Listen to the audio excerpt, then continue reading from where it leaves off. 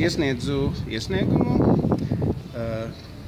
Valsts Saeimas prezidijam, kur tiek pieteikta mani kandidatūra valsts prezidenta amatam. Manu kandidatūru ir izvirzījusi biedrība Antiglobālisti un Politiskā partija Suverenitāte kādu aptuveni pusotru mēnesi atpakaļ. Iesniegums ir iesniegts atbilstoši valsts prezidenta ievēlēšanas likuma 4. pantam. 4. pants nosaka, ka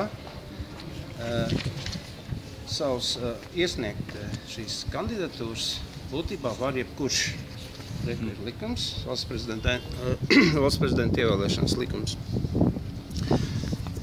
4. pants. Kandidatūras valsts prezidenta amatam iesniedzams Saeimas prezidijām rakstveidā tādā un tādā laika posmā. Šis likums nosaka būtībā, ka kandidatūras var iesniegt jebkurš, bet atsevišķi ir izdalīta iesniedzēja kategorija. Var iesniegt šīs kandidatūras arī deputāti. Un aprakstīts ir, kādi dokumenti jāiesniedz šiem deputātiem. Bet šajā likumā nav nodefinēts, kas tie ir par deputātiem. Vai tie ir Saeimas deputāti, vai tie ir deputāti no Jūrmalas, no Ludzas, no Zilupas. Nav skaidrs. Un šis likums ir pieņemts 2007. gadā. Viņu parakstījusi valsts prezidenta Vaira Vīķa Freiberga.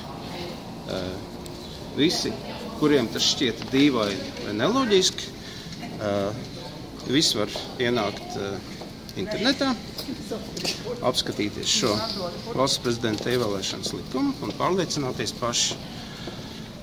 Manu kandidatūru ir izvirzījusi biedrība Antiglobālisti un Politiskā partija Suverenitāte kādu aptuveni pusotru mēnesi atpakaļ. Šī nav vienkārši tāda jokošanās, ampelēšanās. Šī mana rīcība šodienas ir pilnīgi nopietna.